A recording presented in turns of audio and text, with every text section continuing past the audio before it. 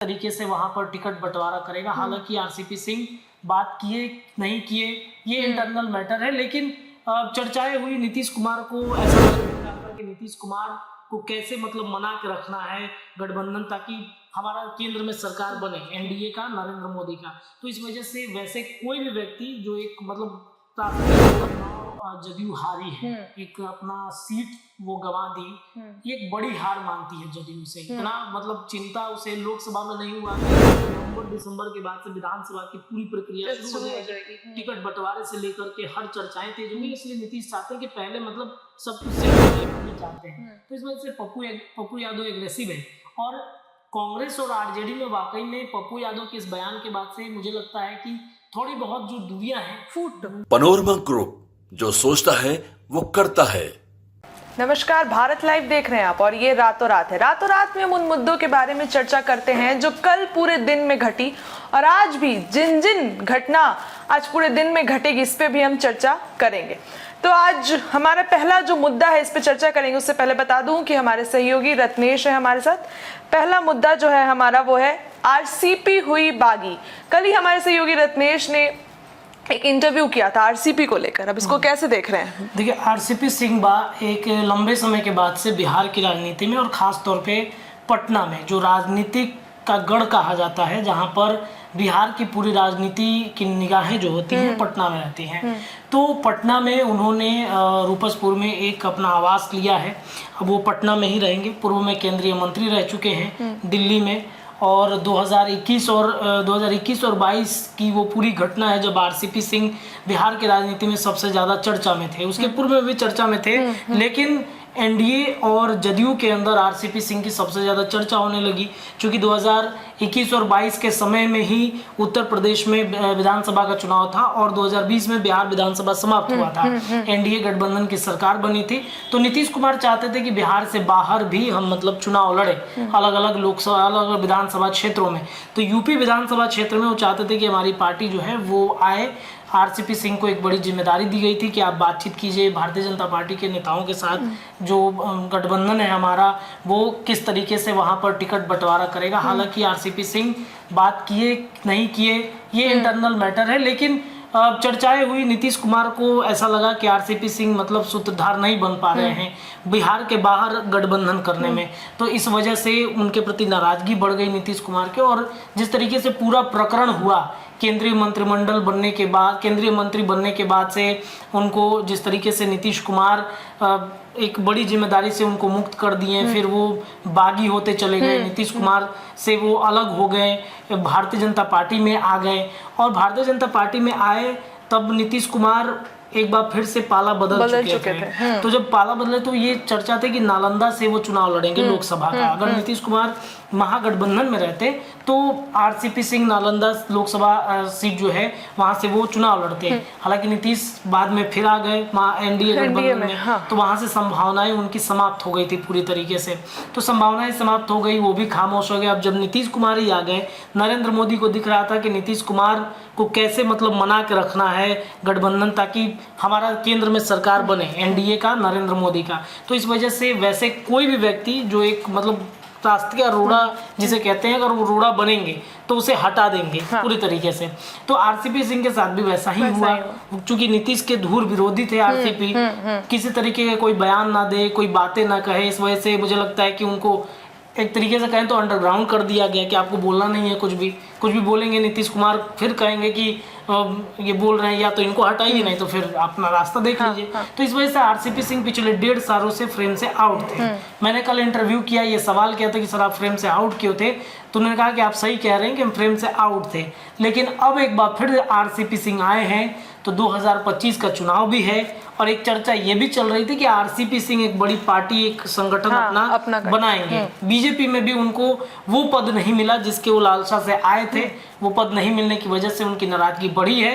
और जिस तरीके से कल इंटरव्यू के दौरान वो बोल रहे थे, ऐसा लग रहा था कि आरसीपी सिंह अब बीजेपी से अलग हो चुके हैं। जितने सारे उनके पुराने सहयोगी थे जो जदयू छोड़ करके जब बीजेपी में आरसीपी जा रहे थे तो उस समय वो सब अलग अलग रास्तों पर चले गए थे, लेकिन फिर से आरसीपी सिंह वो समेट रहे हैं। हमने ये भी सवाल किया कि सर किराए का घर है, क्या ये घर बदल भी सकता है? तो उस पर भी उन्होंने जवाब दिया कि वक्त वक्त पर हर समय हर चीज़ें बदल जाया करती हैं, ये भी बदल जाएंगी। तो कहीं ना कहीं वो एक अपना मतलब अलग मकान, अलग घर लिए हैं, राजनीतिक रूप से भी वो अपना अलग मकान ढूंढ रहे हैं।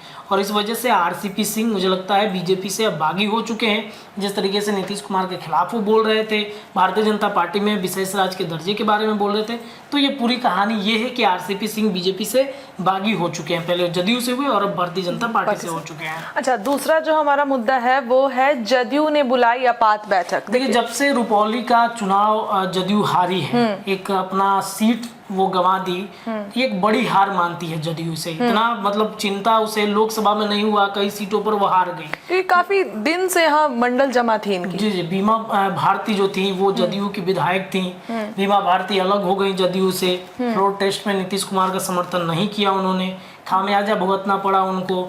तो लालू प्रसाद यादव ने आरजेडी में उनको शरण दिया, आरजेडी में लोकसभा का वो टिकट दिया, चुनाव लड़ी, वहां भी वो हार गई। बीमा भारती का मतलब जब से जदयू वो छोड़ी है तब से मतलब समझिए कि राजनीतिक करियर उनका डूबता चला तीसरे नंबर पर आ रही है। तीसरे नंबर पर, लोकसभा में भी तीसरा नंबर पे, यहाँ भी या रुपौली उपचुनाव में भी तीसरे नंबर पर आ गई। तो हालांकि बीमा भारती के हटने से जदयू को असर तो पड़ा है। जिस तरीके से वहां पर वो सिटिंग विधायक थी, वहां पर वो जीतते आ रही थी पिछले कई दिनों से, लेकिन इस बार जब वो हारी हैं तो इससे नुकसान जदयू को भी हुआ है। वहां से एक प्रत्याशी जो है वो जीते हैं, शंकर सिंह निर्दलीय प्रत्याशी हैं। तो इस वजह से बार बार समीक्षा किया जा रहा है कि आखिरकार इस सीट पर जहां पर मंडल जीतते आए हैं, यहाँ पर एक राजपूत समाज का नेता कैसे जीत गया? क्या ये पैटर्न बिहार में अन्य सीटों पर भी बदल सकता है? क्या जो जातीय समीकरण है वो जातीय समीकरण से अलग हटकर लोगों की सोच हो गई है? क्या लोगों का सोच बदल रहा है? तो इस वजह से वो बार बार समीक्षा बैठक कर रही है, क्योंकि देखिए केंद्र में कहा यह जाता है कि केंद्र में नरेंद्र मोदी की सरकार बनानी होती है, इसलिए नरेंद्र मोदी को चिंता होता है। बिहार में नीतीश कुमार का फिर से सीएम बनना है, इसलिए उनको चिंता है कि 2025 में हम कैसे, मतलब एक जवाब तो बीजेपी को भी देना है ना। 2020 में उन्होंने कैसे चिराग पासवान को उतारकर 45 सीटें पर लाकर सिमट दी गई थी जदयू को। तो एक संदेश बीजेपी को भी देना है कि इस बार तो हम मतलब बड़ी मजबूत स्थिति में आएंगे। इस बार से बार बार वो आपात बैठक बुला रही है, समीक्षा का दौर जारी हो चुका है। अब से मुझे लगता है कि नवंबर दिसंबर के बाद से विधानसभा की पूरी प्रक्रिया शुरू हो जाएगी। टिकट बंटवारे से लेकर के हर चर्चाएं तेज हो गई, इसलिए नीतीश चाहते हैं कि पहले मतलब सब कुछ सेट कर ले, पुरानी जो गलती वो गलती ना करें। इस बार सब कुछ क्लियर होना चाहिए, सब कुछ सेट रहना चाहिए ताकि हमारा सीट गड़बड़ाए नहीं।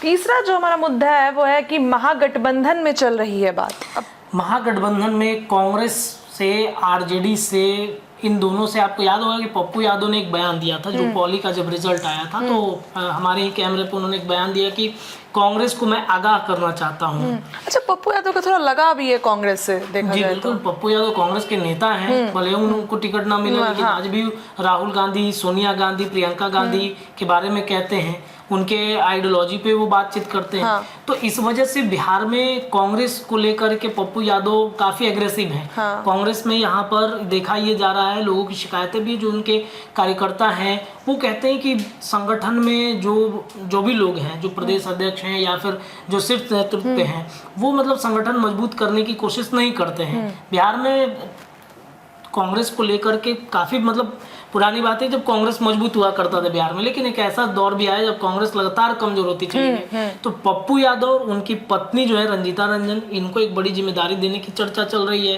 रंजीता रंजन के बारे में संभावित है कि वो यहाँ पे बिहार प्रदेश अध्यक्ष उनको बनाया जा सकता है। हालांकि ये मतलब चर्चा है, होता है कि नहीं ये देखना बड़ा दिलचस्प होगा, लेकिन चर्चाएं तो चल रही हैं।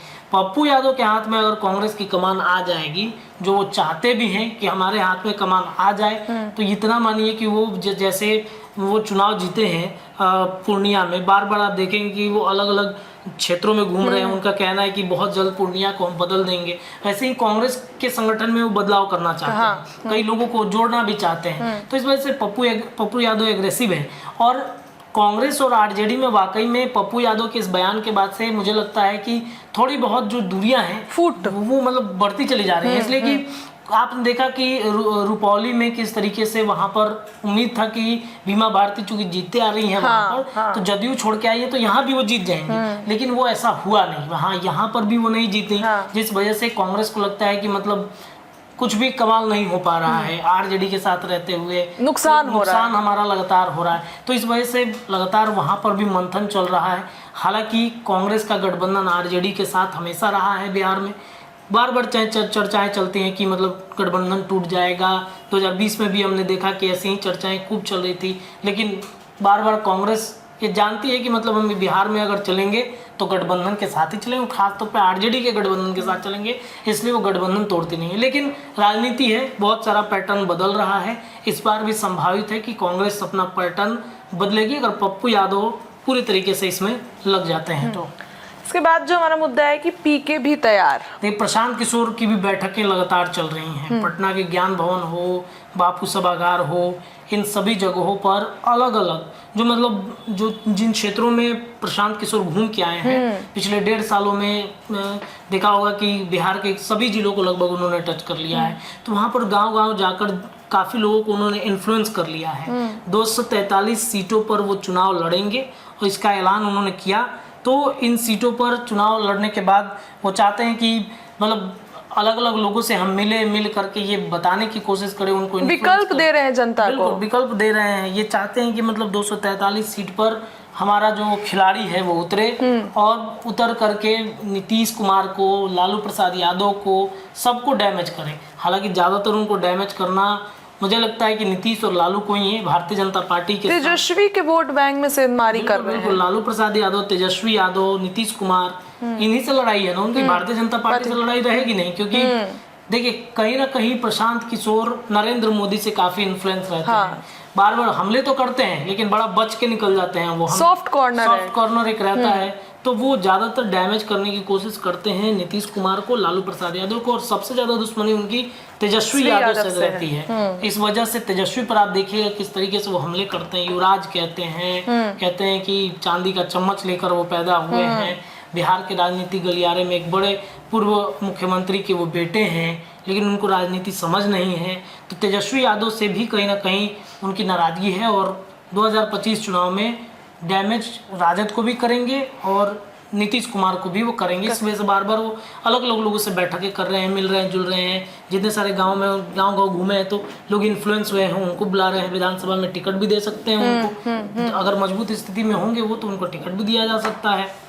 अच्छा, आखिरी जो हमारा मुद्दा है वो है मुश्किल में लालू परिवार। देखिए लालू परिवार पर एक बार फिर से लैंड फॉर जॉब स्कैम का जो मामला है वो शुरू हो चुका है। लालू प्रसाद यादव के बारे में एक चर्चा ये उठ गई है कि लैंड फॉर जॉब का स्कैम का जो मामला है, नौकरी के बदले जमीन, उस पर लालू प्रसाद यादव फंस सकते हैं और इस वजह से सुनवाई भी उनकी होनी है। 31 जुलाई को सुनवाई होगी और नियम की जो अनदेखी है उसको लेकर के बड़ा आरोप लगता है लालू प्रसाद यादव पर। तो थोड़ी सी जानकारी इस बारे में दे दें कि 15 जुलाई को दिल्ली के राउज एवेन्यू कोर्ट में सुनवाई हुई है। कोर्ट ने पूर्व रेल मंत्री लालू प्रसाद यादव और अन्य सरकारी कर्मचारियों के खिलाफ मंजूरी के सवाल पर 2 हफ्ते के भीतर फैसला करने के सक्षम अधिकारियों को कहा है। यानी कि कुछ भी हो सकता है लैंड फॉर जॉब स्कैम मामले में। क्या कुछ फैसला होता है ये कोर्ट पर सब कुछ निर्धारित होगा। 31 को सुनवाई होगी जुलाई में। मुश्किलें बढ़ती हुई नजर आ रही हैं, उनकी मुश्किलें बढ़ रही हैं। हालांकि क्या कुछ होता है ये अदालत और कोर्ट सब कुछ फैसला करता है, इस पर भी हमारी निगाहें रहेंगी। तो खुद सुना आपने हमारे सहयोगी रत्नेश से कि कल दिन भर के क्या क्या मुद्दे थे और उस पर हमने चर्चा भी की। अब आज के क्या क्या मुद्दे रहेंगे इस पे भी हम चर्चा जारी रखेंगे। इसी तरह की खबरों के लिए बने रहिए भारत लाइव के साथ। बहुत बहुत धन्यवाद। पनोरमा ग्रुप, जो सोचता है वो करता है। अगर ये वीडियो पसंद आई और वह बिहार के राजनीति और बिहारियत से सरोकार रखेनी तो सब्सक्राइब बटन दबा के चैनल के सब्सक्राइब कर ली। ओजे एगो घंटी बा, ओकरा बटन दबा देला से कुल सटीक और मारक खबर रुआ मुफ्त में मिल जाई। अगर रुआ पत्रकारिता के हमनी के नया प्रयोग में सहयोग कर चाहतानी तो ज्वाइन बटन दबा दी। पेटीएम नंबर नोट कर ली